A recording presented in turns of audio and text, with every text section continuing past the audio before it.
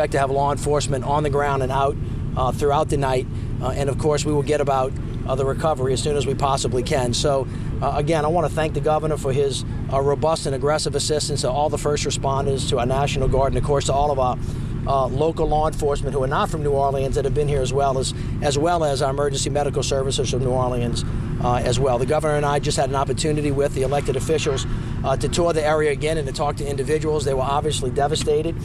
You can see that this can just be a catastrophic, crazy kind of situation, especially with a tornado that seems to just touch down and have its own mind. It's like an elephant stomping on your house, and it is really devastating. But the people of New Orleans and the people of Louisiana are resilient and tough. We've been through many, many, many things together, and we'll get through this one as we always have, with prayers and with hard work and lifting each other up.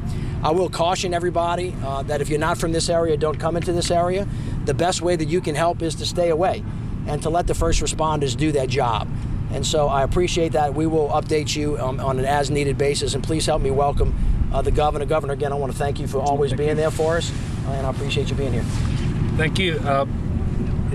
Mayor and everybody here, it really is a team effort. You know, a year ago this month, a very powerful tornado touched down in St. James Parish in Convent, and there was a fatality there. And I remember as we were going through there a couple of hours after it touched down, New Orleans firefighters were in there doing search and rescue. And as I show up today, we've got sheriffs from Plaquemines Parish and St. Bernard Parish who've been here assisting. And so we know how to help one another out in Louisiana. It's one of the things that inspires me. Today we had a tough day across our state. In at least 6 different parishes, there were 7 confirmed tornadoes that touched down. But the Lord has blessed us because not a single fatality has been reported or confirmed at this time. But I have issued a declaration of emergency that is statewide to make sure that all of the resources that are needed in those parishes, and certainly right here in Orleans Parish, will be available. I can tell you that the state police presence here tonight will be robust. I can tell you that the fire marshal's office will supplement the fire department here in New Orleans, and you will also have a significant presence of National Guardsmen here tonight to secure this scene, to make sure that the shelter is secure, the key intersections are secure. And I would just ask the people to cooperate with what the mayor said earlier. This is not a time to sightsee in this area. We just toured it. It is very dangerous with power lines down, telephone poles and light poles in the road. There's sharp metal all over the place, and we need to keep the roads free so that people can get in here and start to work to get this neighborhood back the way it needs to be.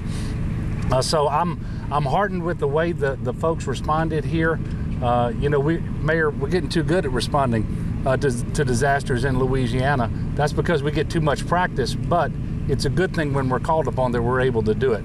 And I just want to pledge to the people of New Orleans everything that we have at the state that will help get through this and move from response into recovery, because that comes next, and it's not going to be very quick given all of the damage that's behind us.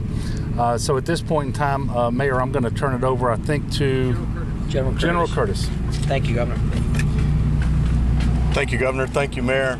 As Governor Edwards mentioned, he's authorized the Louisiana National Guard to come in and support the New Orleans Police Department, which we will do.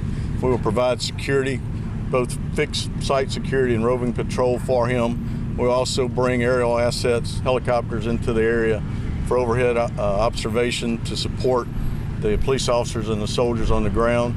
As was mentioned, it's basically to protect our citizens that have been affected by this and prevent any looting efforts. So again, stay away from this environment or this place if you don't live here, and we will support the local police so that we don't have any looting. Thank you. Chief Michael Harrison. Thank you, General. Thank you, Governor. Thank you, Mayor. We are continuing a systematic and coordinated grid search of the entire area. We're partnered with the Plaquemines and St. Bernard Parish Sheriff's Department. Those sheriffs are here with us. We have our state police and DOTD, and of course all of our federal partners are all joined with us. Our FBI SAC is here with us today. And so we are conducting still search and rescue operations, looking for people who may be injured, who may be stranded, who need our help. Certainly we are doing damage assessments and high visibility patrols. So Chef Highway is still closed from Dauman all the way to Michoud Boulevard. I-10 is open, but all of the off-ramps are closed with the exception of Reed Boulevard.